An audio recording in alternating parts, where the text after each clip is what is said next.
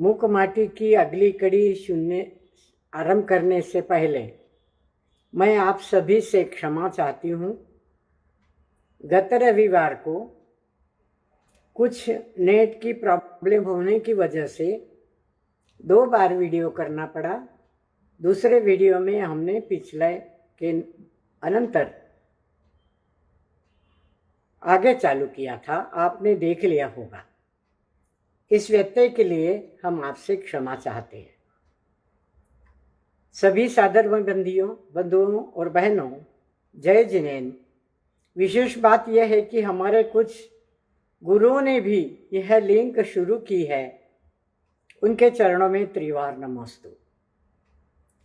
आगे की कड़ी आरंभ करने से पहले थोड़ा सा पुनरावलोकन देखते हैं कि कंकरों को पश्चाताप होता है और वे मानातीत मार्दव माटी माँ के चरणों में प्रार्थना करते हैं, पश्चाताप व्यक्त करते हैं और प्रार्थना ऐसी करते हैं कि हमें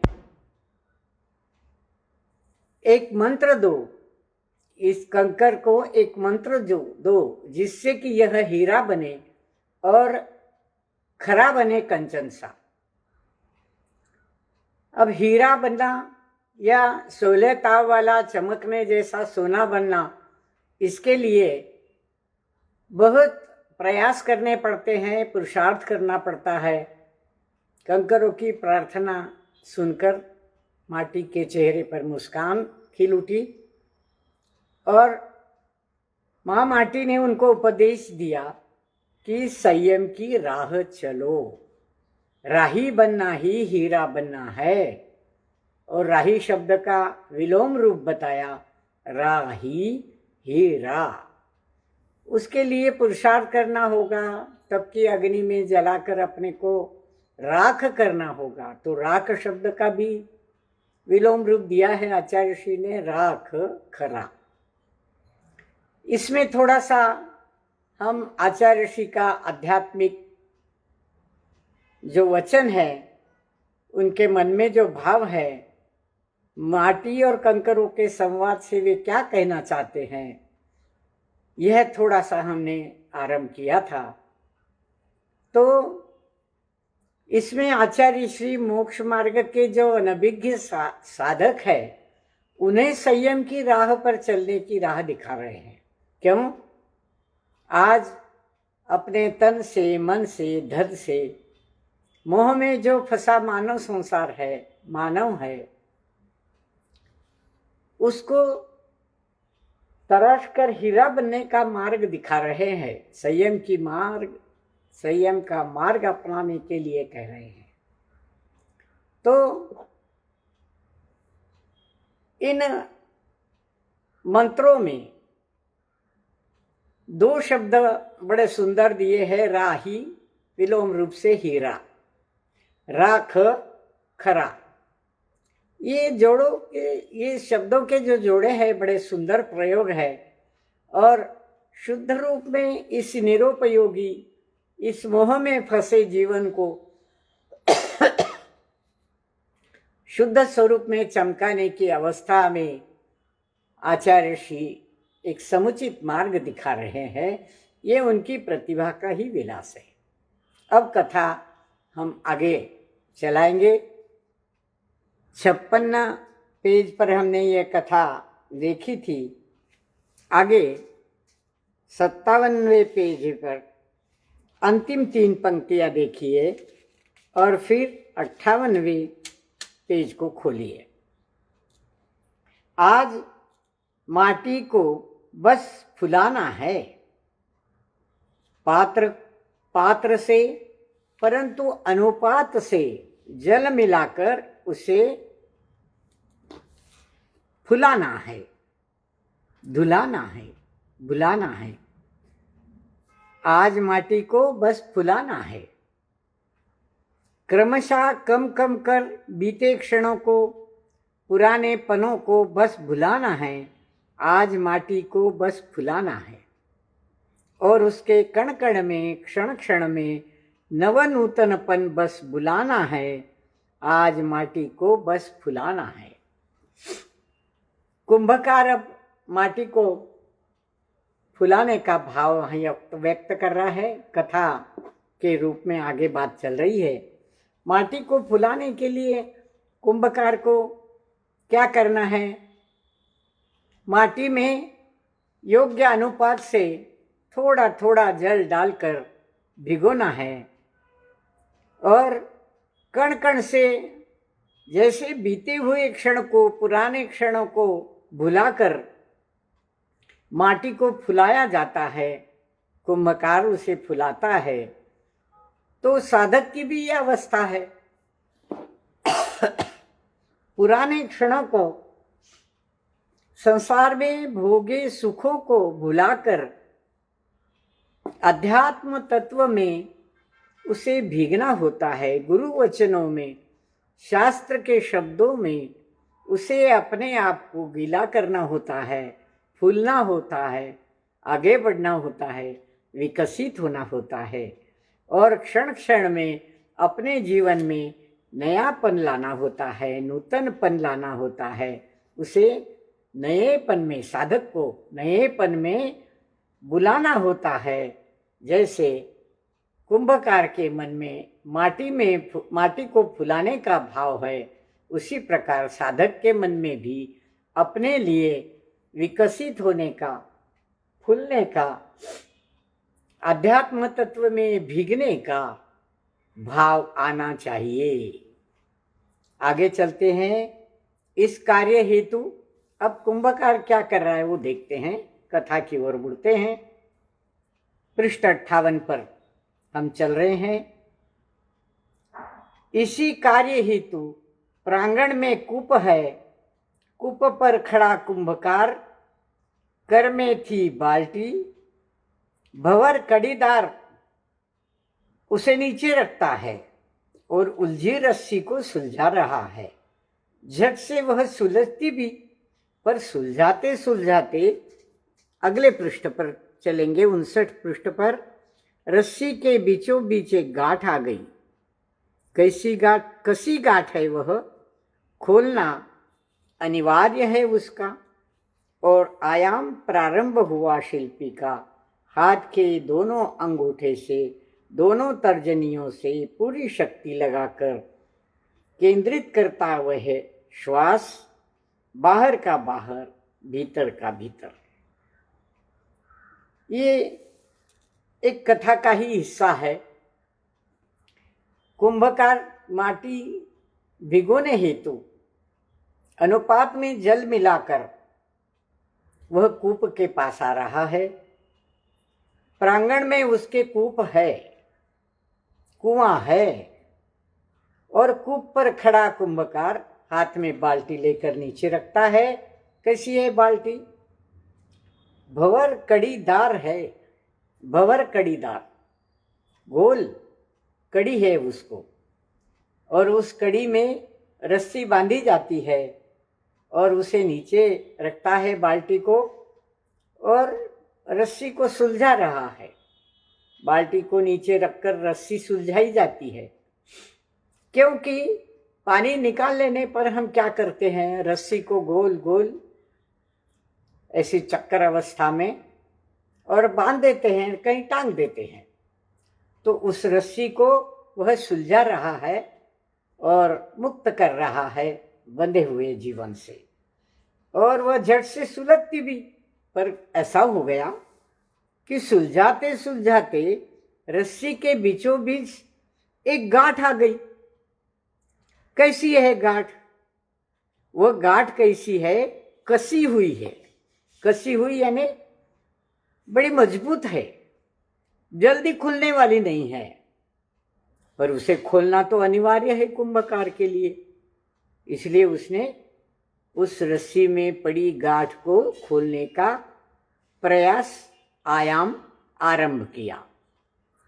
हाथ के दोनों अंगूठों में, दोनों तर्जनियों में पूरी शक्ति लगाकर उस गांठ पर उसने अपनी दृष्टि केंद्रित कर दी और जोर लगाने के हेतु, खोलने के हेतु पूरा जोर लगाकर उसने अपने श्वास को रोक लिया श्वास रुकता है, अंदर का अंदर, बाहर के बाहर।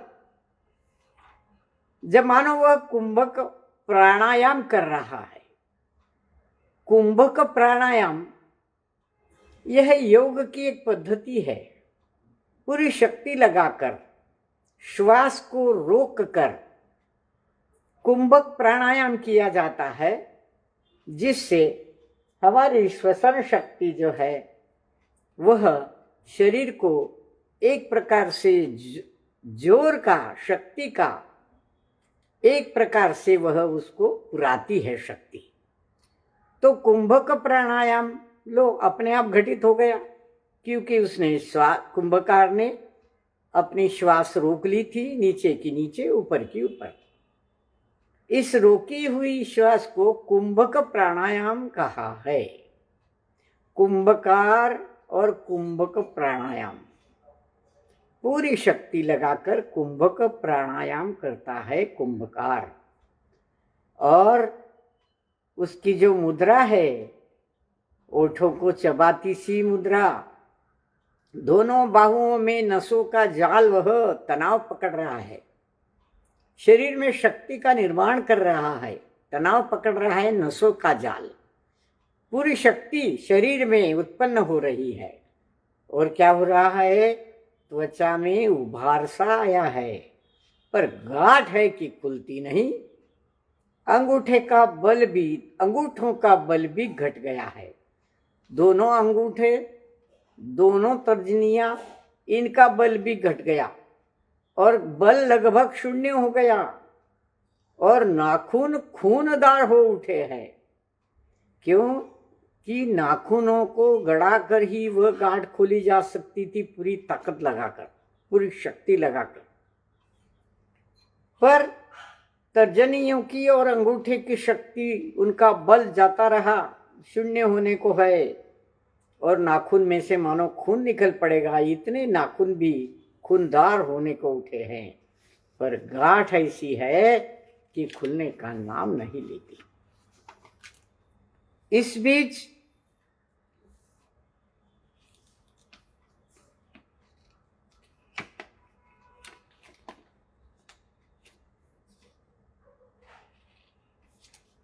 एक मिनट, आगे का पन्ना खोलते हैं।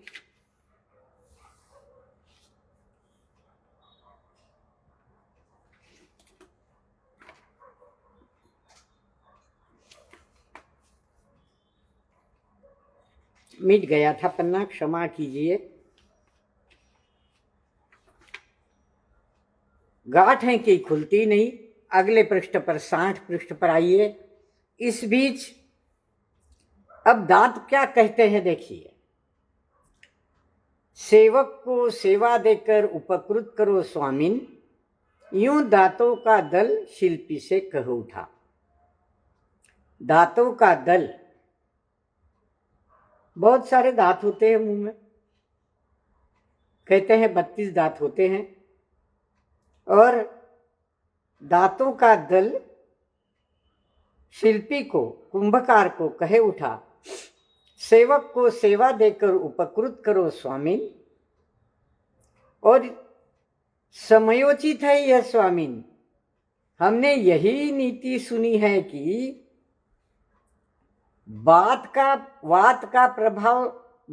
प्रभाव जब बलहीन होता है, हाथ का प्रयोग तब कार्य करता है, और हाथ का प्रयोग जब बलहीन होता है तो हथियार का प्रयोग तब कार्य करता है। इसलिए निशंक होकर दे दो रस्सी हमें स्वामिन। और रस्सी प्रेषित होती है दंत पंक्तियों तक। क्या कहती है दंत पंक्तियां? दंत पंक्तियां कहती है कि ये नीति हमने सुनी है कि बात का प्रभाव जब खत्म हो जाता है, बलहीन हो जाता है, तब हाथ का प्रयोग कार्य करता है। बातों से जो नहीं मानते वो हाथों से मानते हैं। और हाथ का प्रयोग भी जब बलहीन हो जाता है तब हथियार का प्रयोग आर्य करता है। आर्य, सज्जन पुरुष, अध्यात्म का जीवन जिसने जीना है, ऐसा साधक पुरुष एक प्रकार से गृहस्थ भी क्या करता है, जब कोई बात से नहीं मानता तो हाथ का प्रयोग करता है, हाथ उठाता है, और हाथ का प्रयोग भी जब बलहीन हो जाता है तब हथियार का प्रयोग करता है। पर आर्य शब्द का प्रयोग यहाँ क्या बताता है? आर्य क्यों कहा? आर्य तो हम उस गुणवान व्यक्ति को कहते हैं जिसका जीवन अध्यात्म पर आधारित होता है। तो आर्य का प्रयोग भी हथियार का प्रयोग करे, ये कुछ मर्म भरी बात यहां आचार्य श्री बता रहे हैं। जब बात से बात न बने तो हाथ से बात काम चलाता है, जब हाथ से भी बात न बने तो हथियार का प्रयोग करता है। अब दांतों को यह हथियार कहने से उसका उपयोग करने वाले गुणवान को आर्य शब्द का प्रयोग आचार्य श्री कह रहे हैं। और दांत एक प्रकार से हथियार है जो रस्सी की गांठ खोलने को तत्पर हुए हैं। अब हमारी भाषा में, रोजमर्रा की भाषा में हम यही तो कहते हैं, साम दाम दंड भेद। भेद करना हो तो साम्यता से बात कीजिए, शांति से बात कीजिए। नहीं मानता है तो दाम देकर काम कराइए, और नहीं मानता है तो दंड का प्रयोग करिए, और दंड से भी बात नहीं बनता तो भेद करिए, उसको अलग कर दीजिए। इस प्रकार साम दाम दंड भेद की नीति यहां दांतों ने कुंभकार को बता दी। तो कुंभकार को वे प्रार्थना करते हैं, दांतों का दल प्रार्थना करता है, निशंक होकर दे दो रस्सी इसे, इन दांतों के दल को। हे स्वामिन, अब रस्सी प्रेषित होती है दंत पंक्ति तक। कुंभकार ने निशंक होकर रस्सी दांतों को सौंप दी, लो चलो तुम भी प्रयास कर लो। तुरंत शूल का दांत सब दांतों से कह उठा, हे भ्रात, इस गांठ में, आगे चलिए 61वें पन्ने पर, इस गांठ में संधि स्थान की गवेषणा तुम नहीं कर सकते। शूल का दांत बड़ा कठोर होता है, बीचले दांतों को छोड़कर साइड में दोनों शूल के दांत होते हैं।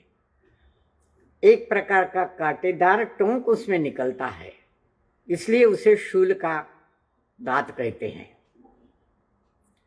वह शूल का दांत अन्य अपने दांतों से कहता है, हे भ्रात, हे बंधुओं, दांत बंधुओं, भ्रात का शब्द का प्रयोग उन दांत बंधुओं से कहा गया है, उनके लिए कहा गया है, क्योंकि दांतों का दल है ना। तो ऊपर के 2 शूल, नीचे के 2 शूल, 4 शूल हैं यहाँ। ये 4 शूल बाकी दांतों के दल को कहते हैं, हे भ्रात, इस गांठ में संधि स्थान की गवेषणा तुम नहीं कर सकते। इस गांठ की संधि कहाँ है ये तुम नहीं खोज सकते, हम खोजेंगे इसको, हम इसकी गवेषणा करेंगे, इसका शोध लेंगे। और दाहिनी ओर का निचला शूल गांठ का निरीक्षण करता है, चारों ओर से सर्वांगीण, और अविलंब उस संधि की गहराई में स्वयं को अवगाहित करता है। दाहिनी ओर से ऊपरी शूल का सहयोग ले, दोनों शूलों के चूल आपस में परस्पर मिल जाते हैं और सबल मूल परस्पर बल पाते हैं। क्या निरीक्षण है! आचार्य श्री की निरीक्षण क्षमता को बार बार नमन करने का जी चाहता है। दाहिनी ओर का निचला शूल और ऊपर का शूल गांठ का निरीक्षण करते हुए चारों तरफ से उस गांठ का गवेषणा करता है, सर्वांगीण निरीक्षण करता है कि कहाँ फंसी है ये गांठ और कितनी पक्की है।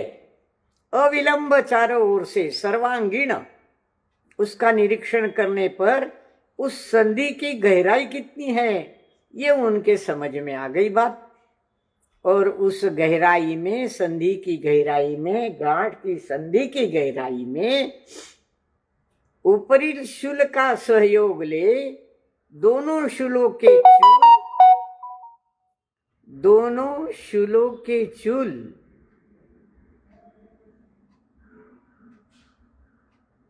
क्या आप लोग सुन पा रहे हैं? सागर, लगता है सुन पा रहे हैं। कोई बीच में अवरोध तो नहीं है ना? वो तो बता दो। ठीक है, आगे चलते हैं।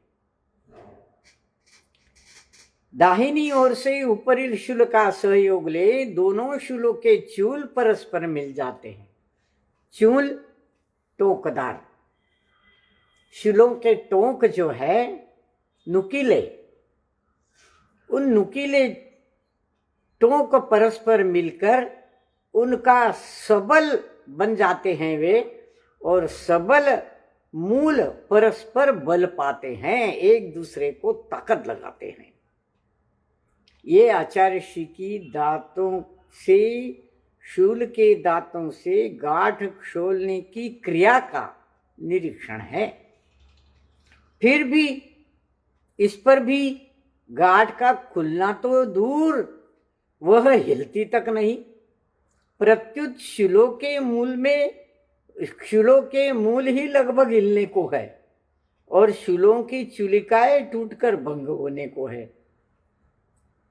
जो शूल गर्व करते थे कि हमारी ताकत ज्यादा है, हम निरीक्षण करेंगे, बाकी दांतों को नहीं बनेगा, ऐसा निरीक्षण करके अपने टोंक उन्होंने उस संधि गांठ पर जमा तो दिए, ताकत तो लगा दी, दो नीचे ऊपर के शूलों ने मिलकर, पर गांठ है कि जबरदस्त है, हिलने का नाम नहीं लेती, हिलती तक नहीं। और शूलों के मूल ही उससे लगभग हिलने को लग जाते हैं, सारी ताकत बेकार। और शूलों की चूलिकाएं टूटकर भंग होने पर आ जाती है, कुछ नहीं, गांठ खुलती नहीं। क्या आचार्य ऋषि ये बताना चाहते हैं कि साधक के जीवन में भी निर्ग्रंथ होने के लिए अवरोध पैदा करने वाली गांठें भी ऐसी ही कसी हुई होती है, जल्दी खुलती नहीं है। बड़ा पुरुषार्थ, बड़ा प्रयास, बड़े आयाम करने पड़ते हैं उसके लिए। चाहे किसी भी शूल के ताकत जैसी ताकत लगाकर आप उन ग्रंथियों को, उन गांठों को खोलने का प्रयास भी करे तो आपकी ताकत बेकार हो जाएगी। इतनी कसी हुई गांठें आपके जीवन में, पूर्व जीवन में, गृहस्थ जीवन में ऐसी अनेक गांठें हैं। उनको निकाल कर फेंकना, उनको खोल कर फेंकना कोई आसान बात नहीं है, शूल तक हिलने लग जाते हैं। और क्या होता है, लो मार्दव मसूड़े तो इस संघर्ष में छूल गए हैं। मार्दव मसूड़े छील गए हैं। पृष्ठ 62 पर देखिए, उनमें से मांस बाहर झांकने को है। ये मसूड़ों की स्थिति है। हमारे मसूड़े बड़े नरम होते हैं, और यद्यपि वे नरम होते हैं फिर भी दांत को पकड़ कर रखते हैं, पर वे नरम मसूड़े भी छिल गए हैं, उनमें से खून बहने लगा है और मांस भी बाहर झांकने लगा है। घटती इस घटना को देखकर रसना भी उत्तेजित हो जाती है। अब देखिए, मुंह में जब होठों से रस्सी नहीं खुली तो दांत ने प्रयास किया, अब दांत के प्रयास से भी रस्सी नहीं खुली, गांठ नहीं खुली, तो अब रसना आ गया ही है, जीवा। घटती इस घटना को देखकर रसना भी उत्तेजित हो बोल उठी कि और ये रस्सी, मेरी और तेरी नाम राशि तो एक ही है, परंतु आज तो रस सी नहीं, नीरी नीरस लग रही है। सीधी सादी थी अब तक, दादी दीदी सी मानी जाती थी, उदार अनुदरा सी अब सरला नहीं रही तू, घनी गठीली गांठ बन गई है और घनी हठीली बनी है। रस्सी उस घनी हठीली गांठ को उद्देश्य कर कहती है कि अरे गांठ, अरे रस्सी, मेरा नाम रसना और तेरा नाम रस्सी, र और स अक्षर तो मिलते हैं, नाम राशि एक है तेरी मेरी, पर तू आज मेरी जैसी रससी नहीं रही। जीवा पर एक रस हमेशा टपकता है, लार कहते हैं हम उसको। तो जीवा में जैसा रस है, लार है, वैसे रस्सी में जरा सी भी रस नहीं है, जरा सा भी रस नहीं है, बिल्कुल निरी निरस है। पहले तो सीधी सादी लगती थी, अब तक उलाहना देती है रस्सी। रस्सी को रसना जीवा उलाहना देती है कि अब तक तो बड़ी सीधी सादी लगती थी। किसके जैसी? दादी जैसी, दीदी जैसी, बड़ी बहन जैसी तू मानी जाती थी। उदारा अनुदरा सी मानी जाती थी, उदार झट से खुल जाने वाली, अनुदरा जिसकी कमर पतली होती है, ऐसी रस्सी, ऐसी अनुदरा, छोटी बहन सी, ऐसी अनुदरा अब तू सरला नहीं रही, गठीली घनी गांठ बन गई है, हठीली बन गई है, घनी बन गई है। हट छोड़ और गांठ को ढीली छोड़। रस्सी को कहती है कि गांठ को ढीली छोड़, हट छोड़ दे, अन्यथा देख अब धमकी। उलाने से काम नहीं बनता, तो रसना उस रसीली गांठ को धमकी देती है। क्या कहती है? अरे गांठ को ढीली छोड़, नहीं तो पश्चाताप हाथ लगेगा तुझे। चंद पलों में अविभाज्य जीवन तेरा विभाजित होगा दो भागों में। ये कुंभकार जब तू नहीं खुल रही है तो काट डालेगा रस्सी को, देखना तेरे दो भाग हो जाएंगे। अविभाज्य थी आज तक तू, तो समझ और जल्दी से गांठ को ढीली छोड़। आगे देखिए 63 पृष्ठ पर। और इस निंद कार्य के प्रति छी छी थू थू कहकर धिक्कारती है रसना। गांठ के संधि स्थान पर लार छोड़ती है। परिणाम यह हुआ कि रस्सी हिल उठी, अपने भयावह भविष्य से, और कुछ ही पलों में भीगी नरमाई आ गई उसमें, ढीली पड़ गई वह।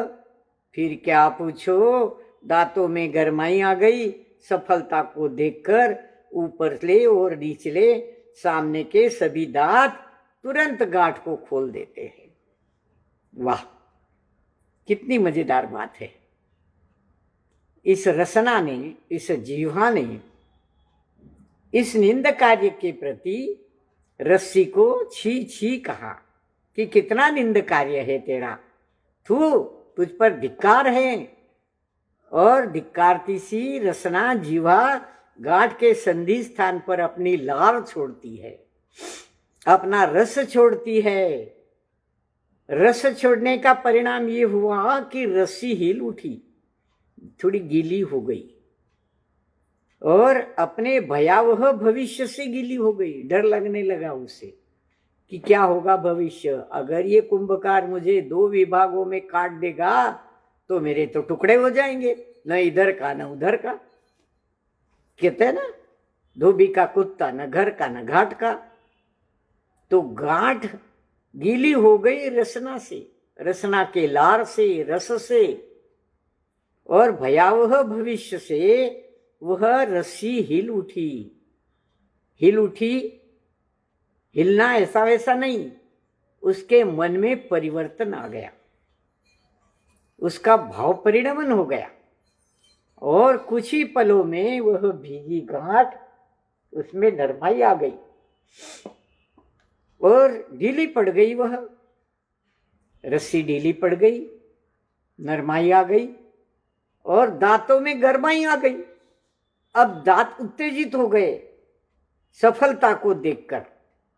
अब सफलता रसना की, उसको गीला करने की सफलता रसना ने, जीवा ने पाई और इस सफलता को देखकर दांत उत्तेजित हो उठे और ऊपरले नीचले सामने के सभी दांत उस रस्सी की गांठ को तुरंत खोल देते हैं। सहयोग की भावना रस्सी में और दांतों में, एक दूसरे को सहयोग करने की भावना। अब यहाँ आचार्य ऋषि क्या कहना चाहते हैं ये भी देखना जरूरी है।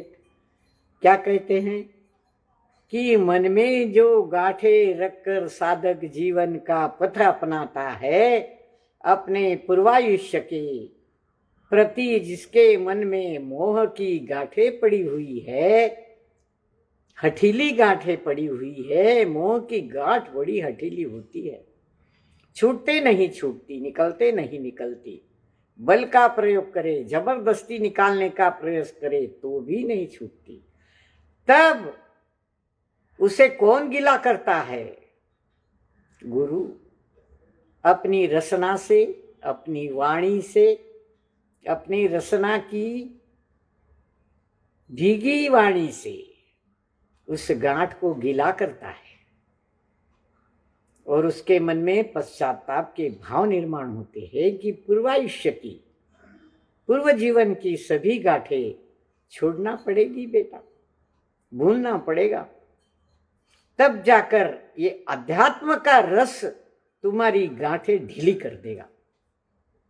अध्यात्म रस जो गुरु के जीवा से, रसना से, वाणी से टपकता है, वह अध्यात्म का रस उस गांठ को खोलने के लिए एक ताकतवर दांत बनकर उभरता है और सब दांत के सहयोग से वह गांठ अपने भविष्य के जीवन से घबराता है कि अगर मैंने इस मोह की गांठ को नहीं छोड़ा, तन मन धन, मेरा घर, मेरी स्त्री, मेरे बच्चे, मेरा व्यवसाय, मेरा धन, मेरा धंधा, अगर मैंने इनमें से अपने चित्त को नहीं हटाया और ये गांठें लेकर ही मैंने साधक का जीवन अपनाया, तो मैं अध्यात्म का रस प्राशन नहीं कर पाऊंगा। इस प्रकार न घर का रहूंगा न घाट का रहूंगा, धोबी के कुत्ते जैसी मेरी स्थिति हो जाएगी।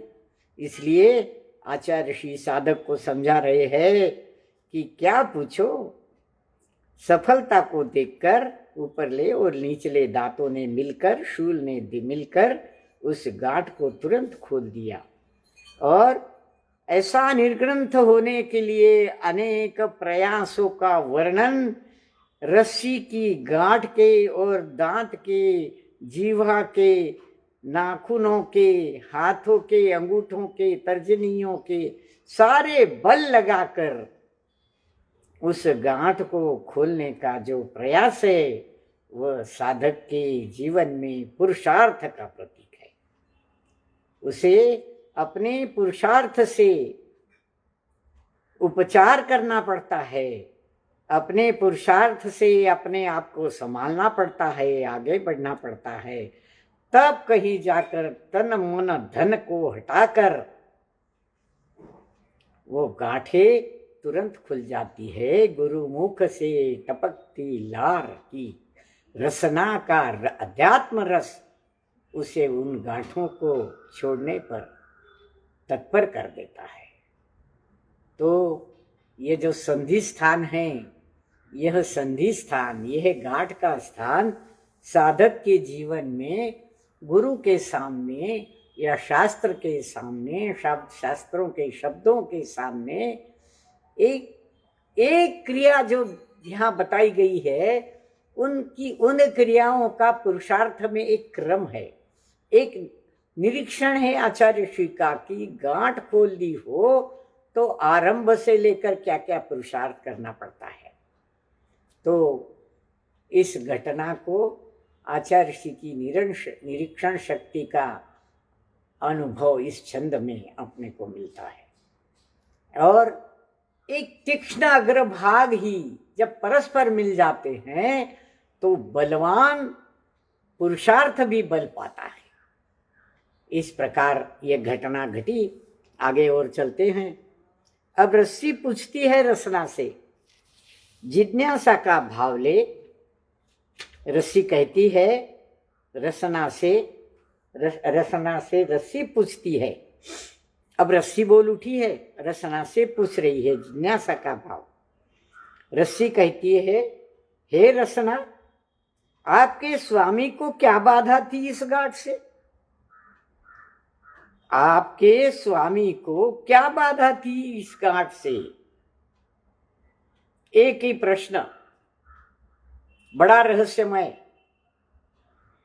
आचार्य ऋषि ने रस्सी के मुख से यह प्रश्न हमारे सामने, साधक के सामने रखा है। अगर मन में गांठ हो, निर्ग्रंथ होने से पहले गांठ को खोलना पड़ता है, छोड़ना पड़ता है, मोह को हटाना पड़ता है, सारे आवरणों को हटाना पड़ता है। तो इस गांठ से गुरु को, आपके स्वामी को क्या तकलीफ थी? क्या बाधा क्या थी उनको? क्यों हटाने के लिए बार बार प्रयास करते हैं? साधक के जीवन में गुरु ने यह प्रयास करना होता है कि पहले मन के मोह की गांठें खोलो। और ऐसे गुरु को वैद्य सुजान कहा जाता है। वह नाड़ी पहचानता है कि कहाँ गांठें पड़ी है, और ये सुजान वैद्य उन गांठों को पहले सुलझाकर तब जाकर वह निर्ग्रंथ का मार्ग उस साधक के सामने खोलता है। तो रसना के माध्यम से आचार्य ऋषि ने यह रहस्य खोला है।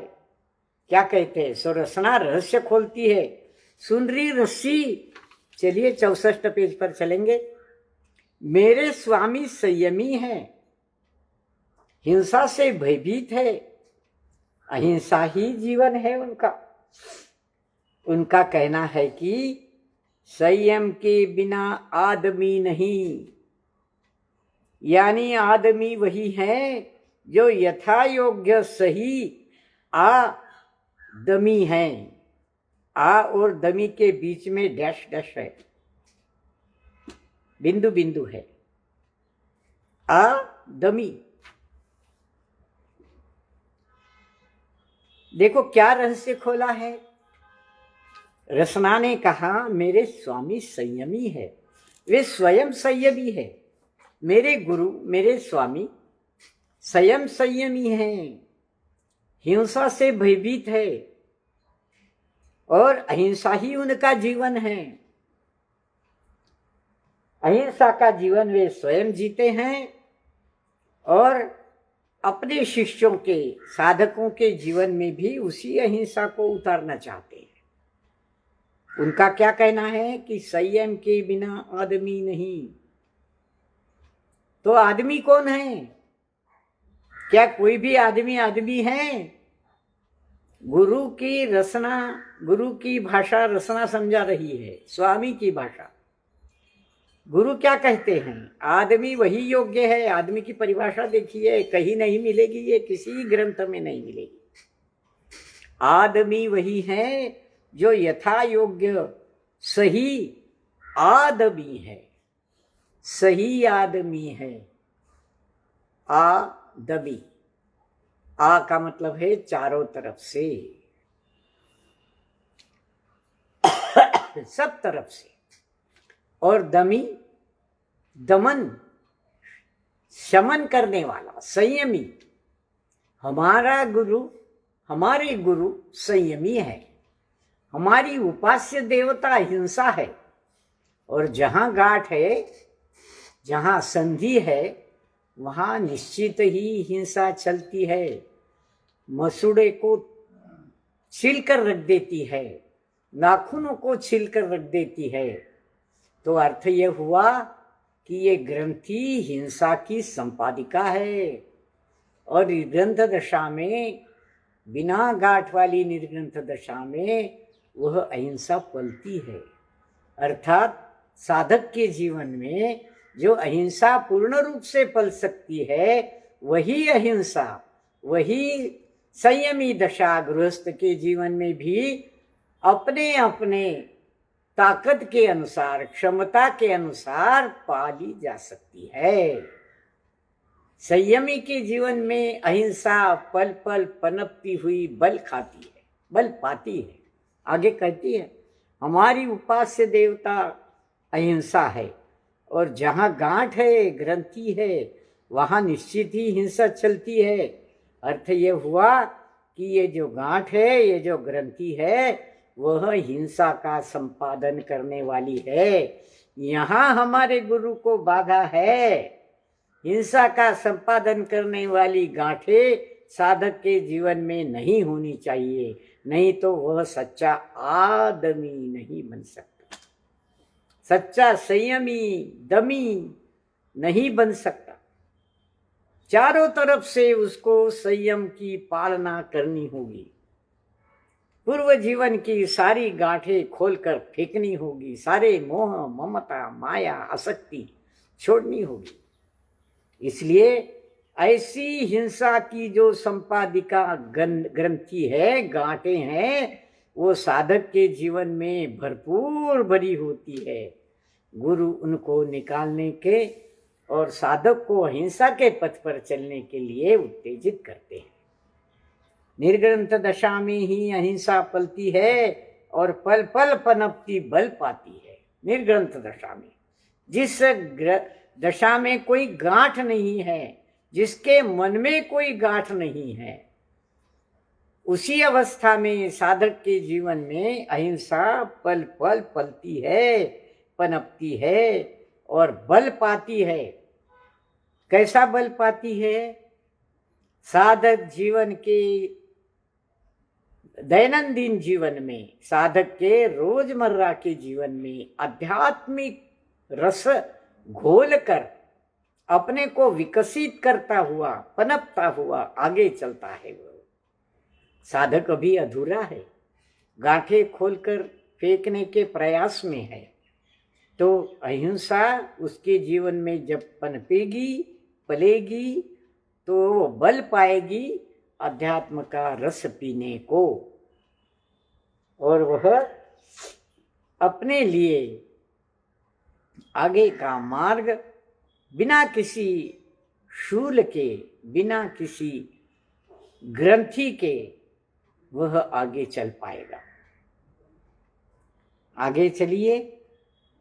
रसना कहती है रस्सी से, हमारे गुरु तो संयमी है ही, और हम भी निर्ग्रंथ पंथ के पथिक है। क्या विचार है? हम भी निर्ग्रंथ पंथ के पथिक है। इसी पंथ को हमारे यहाँ चर्चा, अर्चा, प्रशंसा सदा चलती रहती है। यही जीवन इसी भांति आगे आगे भी चलता रहे बस, और कोई वांछा नहीं। और तुमने कठिन से कठिन कठोर गांठ पाल रखी थी, उसे खोले बिना भरी बाल्टी को कूप से ऊपर निकालते समय जब वह गांठ गिर्री पर आ गिरेगी तो नियम रूप से बाल्टी का संतुलन बिगड़ जाएगा। रसना ने रस्सी को समझाया रहस्य, गांठ का रहस्य। हमारे गुरु तो संयमी है ही, पर हम भी उनके शिष्य साधक निर्ग्रंथ पथ के पथिक है। पथिक राही, मार्ग पर चलने वाले साधक। हम निर्ग्रंथ पंथ के पथिक है, वीतराग पंथ के पथिक है हम। हाँ, वीतराग पंथ के पथिक हमारे स्वामी भी है, अहिंसा के पथिक हमारे स्वामी है, और हम भी है। हम गृहस्थ जीवन में भी, साधक के जीवन में भी इसी पंथ को हमारी चर्चा, अर्चा, प्रशंसा सदा चलती रहती है। इस पंथ को लेकर हम वितराग पंथ की चर्चा करें, अर्चा करें, पूजा करें, प्रशंसा करें, सदा चलता रहे यह वितराग पंथ हमारे जीवन में। कोई राग न रहे, किसी सांसारिक सुख की अभिलाषा न रहे। हमें स्वर्ग मिले, हमें धन मिले, हमें दौलत मिले, इसलिए भगवान के दर्शन नहीं होते, गुरु को नमन नहीं होता। गुरु को नमन इसलिए होता है कि गुरु स्वयं संयमी है, वीतराग पंथ का पंथी है। यहाँ तेरी मेरी बात नहीं है, न तेरा पंथ न मेरा पंथ, यहाँ वीतराग पंथ सर्वोपरि है। इसकी ही चर्चा, इसकी ही अर्चा, इसकी ही प्रशंसा यहाँ चलती रहती है।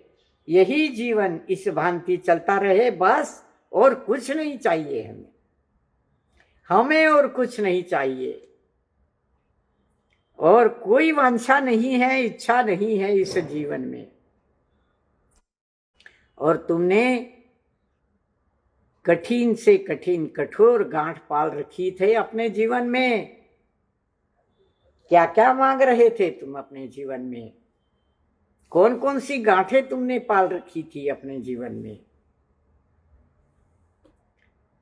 जीवन में मोह की गांठ जबरदस्त पाल रखी थी तुमने, तो उसे खोले बिना इस बाल्टी को कूप से ऊपर निकालते समय अगर यह गांठ गिर्री पर, उस चक्री पर गिरती तो क्या होता? बाल्टी का संतुलन बिगड़ जाएगा। वह उस कुएं से पानी निकाल नहीं सकेगा, संतुलन बिगड़ जाएगा बाल्टी का, और पानी नीचे गिर जाएगा। आधा ही पानी ऊपर आएगा या बिल्कुल नहीं आएगा। अध्यात्म के रस से भरा यह गुरु की रसना का कूप, और इस कूप में हम वीतराग के पंथी, हम वीतराग की राह पर अर्चा चर्चा करने वाले यही इच्छा, यही वांछा करते हैं कि बस और कुछ नहीं चाहिए जीवन में। मन में कठोर से कठोर गांठ अगर पालोगे, उसे खोले बिना भरी बाल्टी अगर कूप से नीचे उतरेगी तो वह जब गांठ गिर्री पर पड़ेगी तो उस बाल्टी का संतुलन बिगड़ जाएगा। न घर का रहेगा, न घाट का रहेगा। गुरु के वचन तो सुनता रहेगा, परंतु मन याद चलती रहेगी घर की, व्यवसाय की, धंधे की, बेटा बेटी की, उनकी शादी विवाह, उनके जीवन में सुख रहे, या मुझे स्वर्ग मिले, मुझे सुख मिले, मुझे ये मिले, मुझे वो मिले। इस भावना में डूबता रहेगा वो, और उसका संतुलन बिगड़ जाएगा। वह अध्यात्म के रस में डूब नहीं पाएगा। उसकी बाल्टी उल्टी सीधी हो जाएगी, और नियम रूप से बाल्टी का संतुलन बिगड़ जाएगा। और तब क्या होगा? रस्सी गिर्री में फंसेगी, और परिणाम स्वरूप बाल्टी का बहुत कुछ जल उछलकर पुनः कूप में जा गिरेगा। उस जल में रहते अनेक जलचर जीव लगी चोट के कारण अकाल में ही मर जाएंगे। तो यह अकाल में उन जीवों का मरना भी इस दोष का स्वामी, मेरे स्वामी कैसे बन सकते हैं भला? यह तो हिंसा की बात है। पानी जब जोर से ऊपर गिरता है, बाल्टी उल्टी हो जाती है, अपना संतुलन खो बैठती है, तो पानी की चोट के कारण सूक्ष्म जीव जंतु जो कुएं में पड़े हैं, उसका दोष इस साधक को लगेगा, इस संयमी को लगेगा। तो मेरे स्वामी ऐसे हिंसक कैसे बैठ सकते हैं भला? इसलिए गांठ को खोलना जरूरी था। ए रस्सी, तू प्रश्न पूछा, मैंने इस रहस्य को खोला कि गांठ का खोलना क्यों जरूरी होता है। अब मेरे स्वामी कैसे बन सकते हैं इस दोष के स्वामी? इसलिए गांठ का खोलना आवश्यक ही नहीं, अनिवार्य था। समझी बात? कृष्ण पृष्ठ 66 पर आइए। समझी बात? ओरी रस्सी बावली कहीं की मेरी सखी, मेरी आली सखी, सहेली। रस्सी रसना की सहेली है। रसना की बात उसने मान ली, सहेली बनकर मान ली, गांठ खोल दी। पर प्रश्न शंका तो मन में रही उसके। ओरी रस्सी बावली कहीं की मेरी आली। प्यार से अपनी सहेली को बावली कहते हैं, बावली कहती है वह रसना। इस बावली में भी गाली नहीं है। यह पागलपन एक प्रेम का उलाहना है। बावली कहीं की मेरी आली, मेरी सखी बावली है, ऐसा विचार करती है, हाँ? इस प्रकार का रहस्य रसना ने रस्सी के प्रश्न को उत्तर देते हुए खोला है। आगे चलेंगे। इधर क्या हुआ?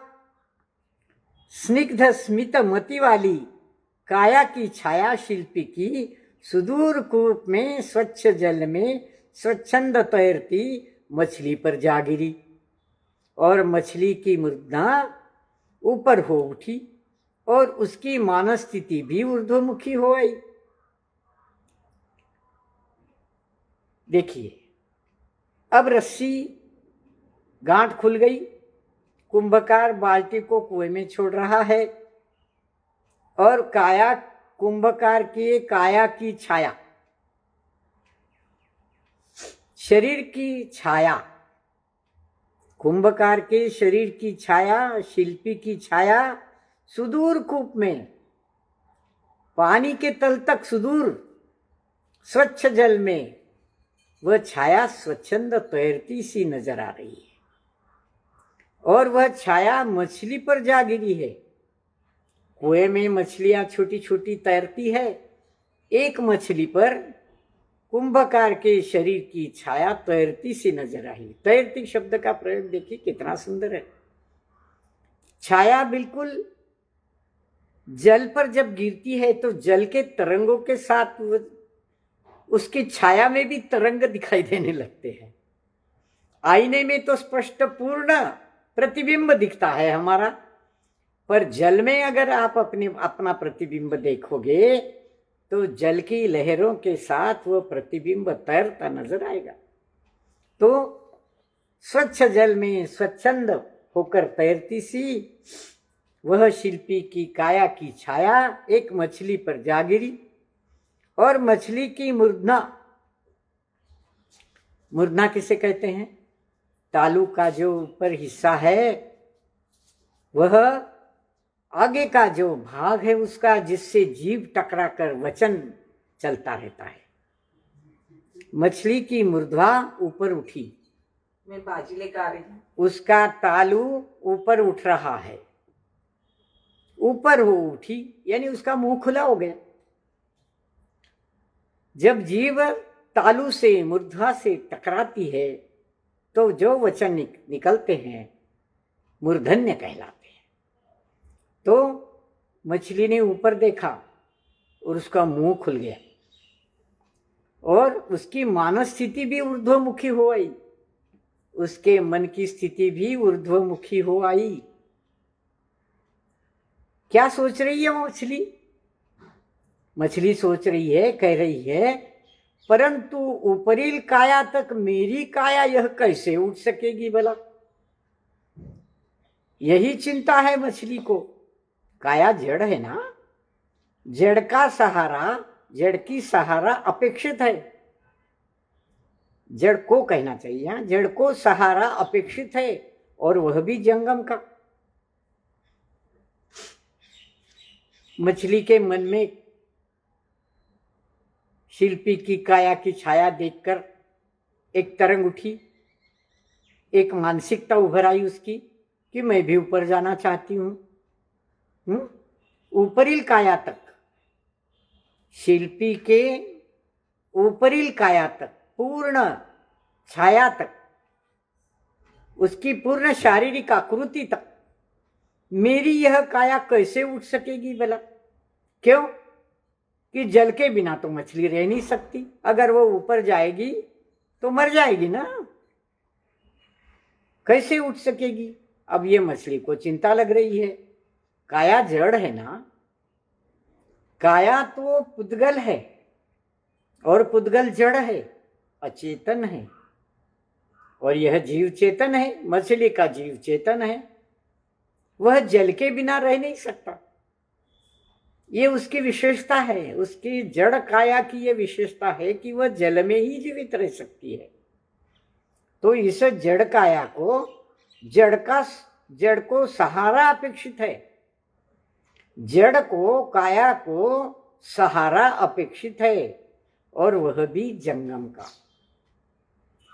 यह जड़, यह पुद्गल किसी के सहारे ही जीता है।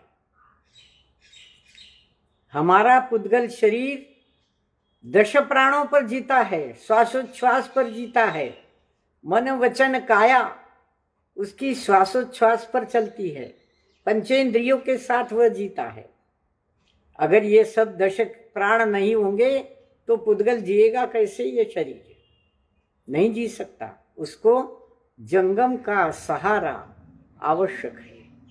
और सुनो, काया से ही माया पली है, और माया से भावित प्रभावित मेरी यह मति सन्मति हो सकती है। माया उपेक्षित हो तो, नहीं तो नहीं। कैसे?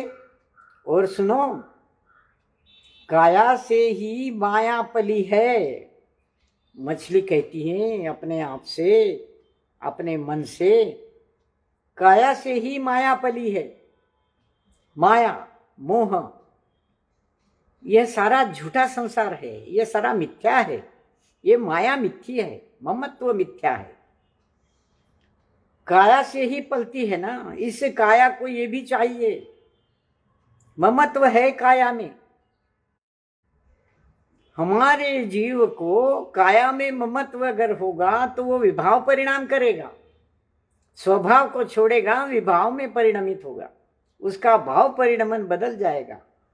माया से वह भावित होगा, भाव परिणमन बदल जाएगा। भावित होना, उस भाव में वह डूब जाएगा, प्रभावित होगा, और उसकी मति, उसकी बुद्धि, उसका ज्ञान कब सन्मति होगी? सच्ची मति कब होगी? सही ज्ञान उसे कब मिलेगा? जब वह माया को, मोह को, ममता को, आसक्ति को उपेक्षित करेगा, तब विभाव परिणामों को छोड़कर अपना परिणमन, अपना उपयोग जब वह स्वभाव में लगाएगा तो माया अपने आप छूट जाएगी, माया उपेक्षित हो जाएगी। ऐसा सोचती है वो मछली और कहती है कि माया उपेक्षित हो तो ही मेरी मति सन्मति हो सकती है।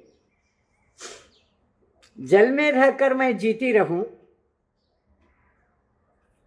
यह तो काया के प्रति मेरा ममत्व का भाव है, और इस ममत्व के भाव में माया है जो मुझे छल रही है।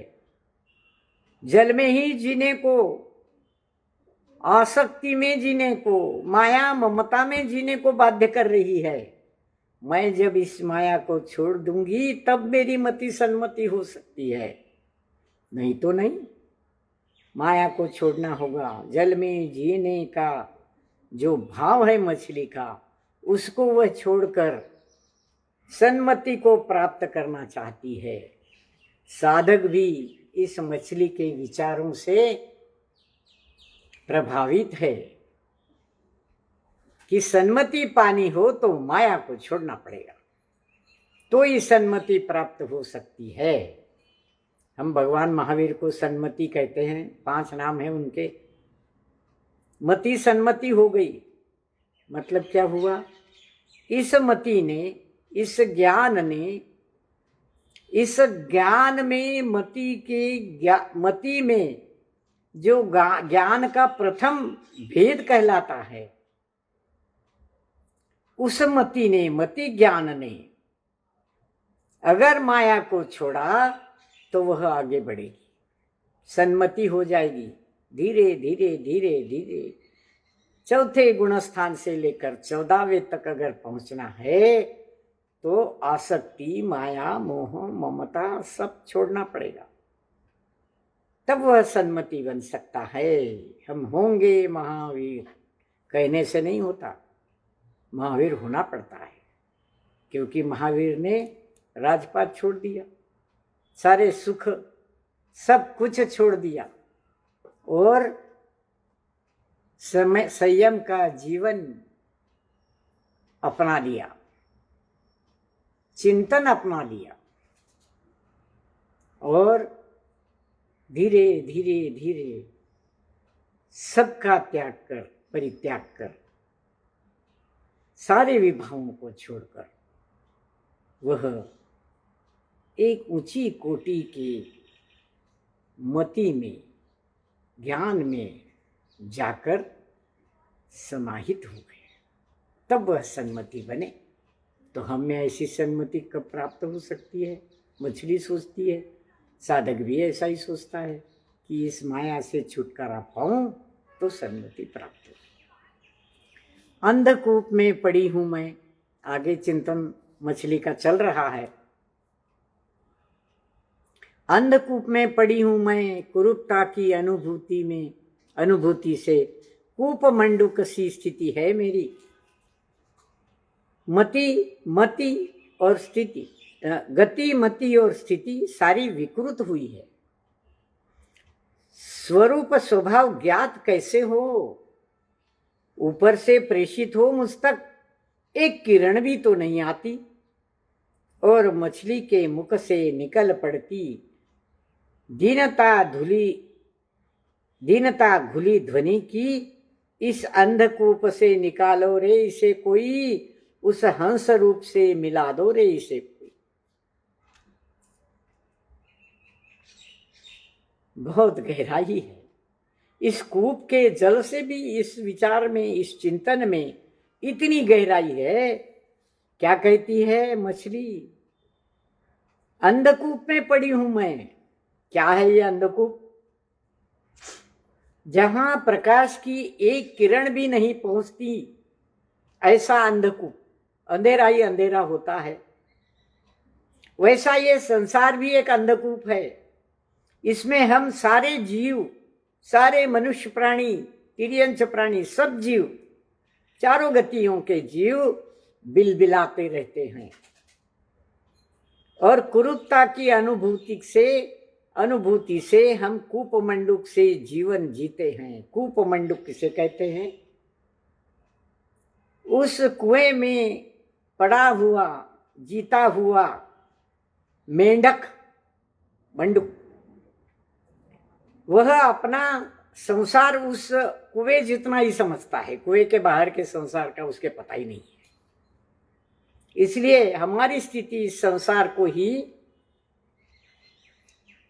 सब कुछ समझती है, इसके आगे कुछ नहीं।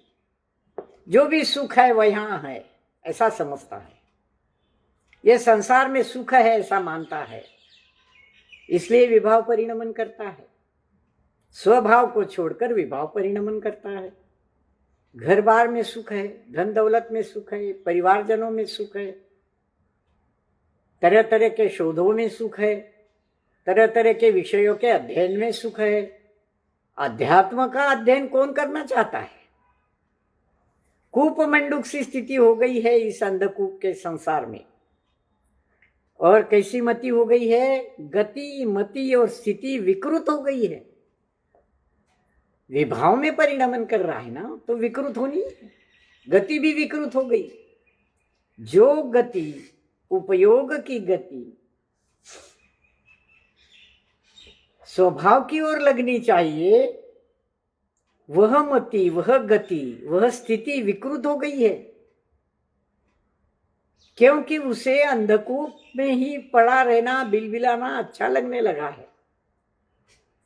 स्वरूप स्वभाव उसे कैसे ज्ञात हो? ऐसे विकृत मति वाले, गति वाले, स्थिति वाले जीव को, चारों गतियों के जीव को स्वभाव का स्वरूप कैसे ज्ञात हो, कैसे पता हो? कोई ऊपर से तो मुझ तक एक किरण भी तो नहीं आती, अंधकूप है ना। कोई आकाश में से कोई ऐसी किरण नहीं आती, ज्ञान की किरण, कि जो मुझ तक पहुंचे और इसे कूप मंडूप में रहते ही मुझे वह स्वरूप का, स्वस्वरूप का, स्वभाव का ज्ञान कराए। ऐसी एक किरण भी तो मुझे नहीं मिलती। अच्छे सच्चे गुरु नहीं मिलते, अच्छे सच्चे शास्त्र नहीं मिलते, क्योंकि वो पढ़ना ही नहीं चाहते, सुनना ही नहीं चाहते। और बस क्या पढ़ा है इनमें? आत्मा तो दिखती ही नहीं, आत्मा आत्मा करते रहते, स्वभाव स्वभाव करते रहते हैं। ऐसे ही गुरु पर विश्वास नहीं, ऐसे शास्त्र पर विश्वास नहीं, फिर काय पर विश्वास है? इस सारे मोह के, सारे कूपमंडूक जैसे सारे संसार के सुखों में सुख ढूंढता है। सुख कहाँ? गुरुजन कहते हैं, शास्त्र कहते हैं, सुख यहाँ। और विभावों में जीता, जिसकी गति मति स्थिति विकृत हो चुकी है, कुंठित हो चुकी है, ऐसा आदमी, ऐसा व्यक्ति, ऐसा जीव संसार में सुख ढूंढता है। अतः ये मछली तो ऐसा सोच रही है कि मुझे कोई एक आशा की किरण तो ऊपर से दे, ताकि इस संसार में रहकर मैं अपने स्वस्वरूप को जान सकूं। और वह मछली बड़ी दीनता से, दीनता में घुली ध्वनि से कहती है, अरे इस अंधकूप से निकालो रे इसे कोई, उस हंस रूप से मिला दो रे इसे कोई। आशा व्यक्त करती है कि कोई एक आशा की किरण आए, मुझे इस अंधकूप से निकाले, इस अंधेरे से निकाले। ये अंधेरा कौन सा है? अंधकूप का, अज्ञान का अंधेरा है सारा। संसार में ढले रुचे पचे सुख मानते, संसार का अंधेरा अज्ञान का अंधेरा है। अज्ञान, जिसको स्वस्वरूप का ज्ञान नहीं है वो अज्ञानी, वो अंधेरा। इस अंधकूप से, इस संसार के अंधेरे से, अज्ञान से मुझे निकालो रे कोई। और उस हंस से, हंस के रूप से, स्वस्वरूप से, उस आत्मा के रूप से उसे कोई मिला दो रही से। वह इस प्रकार की आशा उसके मन में पनपने लगी है। वह अपने को, स्वस्वरूप को, अपना स्वस्वरूप, इस जीव का स्वस्वरूप जानना चाहती है। इस रुदन को सुनता भी तो नहीं कोई। अरे कान वालों, सब बहरे हो गए क्या? अरे कान वालों, सब बहरे हो गए क्या? मैं रो रही हूं, मेरे रुदन को कोई सुनता भी तो नहीं। अब अंधेरे कूप के जल में वह एक तैरती मछली, उसका रुदन भला कितना होगा? उसका जीव कितना छोटा है, कितना शरीर छोटा है उसका, और उसके मन में अभिलाषा कितनी बड़ी है। तो रोना आ गया, मेरी अभिलाषा कब पूरी हो? मेरे इस रुदन को कोई सुनने वाला भी नहीं है। और उस हंस रूप से, हंस रूप किसका हंस रूप है? हंस किसे कहते हैं? राजहंस किसे कहते हैं? जो हंस दूध और पानी मिलाकर सामने रखो तो दूध खींच लेता है, पी लेता है, और पानी को छोड़ देता है। ऐसा हमारा ये स्वस्वरूपी आत्मा, निज ध्रुव शुद्धात्मा, अध्यात्म का सार सार तो ग्रहण कर ले, और संसार का सारा पानी जैसा जीवन छोड़ दे, क्योंकि वह ज्ञान है। उसमें सुख ढूंढना ज्ञान है। ऐसा यह हंस राजहंस जो अध्यात्म का दुग्ध पान करना चाहता है, दुग्ध प्रशन करना चाहता है, अपने स्वस्वरूप को जानना चाहता है, उसको संसार की मोह माया आसक्ति छोड़नी होगी। अपनी मति को विकृतता से बचाकर सुकृतता के राह पर चलना होगा। उस हंस से मिला दो रे कोई, उसकी जानकारी दे दो, उसकी स्वभाव का स्वरूप मुझे दिखा दो। इस रुदन को कोई सुनने वाला नहीं है। अरे कान वालों, कान वाले मनुष्य जातियों को उद्देश्य कर वह कहती है कि कान है ना, शरीर के कान हैं, उद्गल के शरीर के कान हैं, और इस कान में जो यंत्रणा है एक, वह द्रव्य कर्ण, कान का द्रव्य, वह जब भाव से मिलता है, भाव मन से मिलता है, तब सुनाई देता है, समझ में आता है कि क्या बोल रहा है। तो द्रव्य तो पुद्गल है, कान का द्रव्य, द्रव्य कर्ण, द्रव्य चक्षु।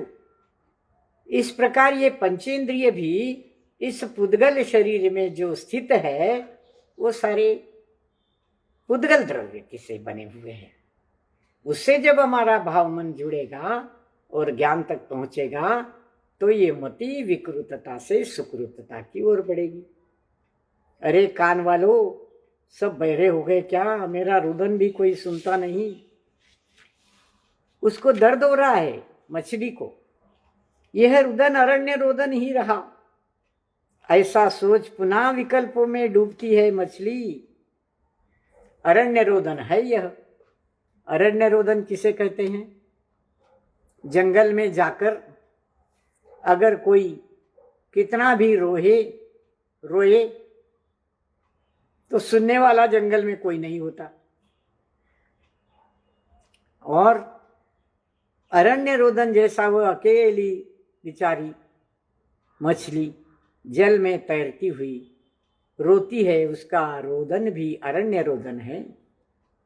कोई सुनने वाला नहीं है उसको, और पुनः वह विकल्पों में डूबती है। और उस डूबन में 68 पर देखिए पृष्ठ, एक किरण मिल जाती है उसे की। अब मछली और सोचती है, सारहीन विकल्पों से जीने की आशा को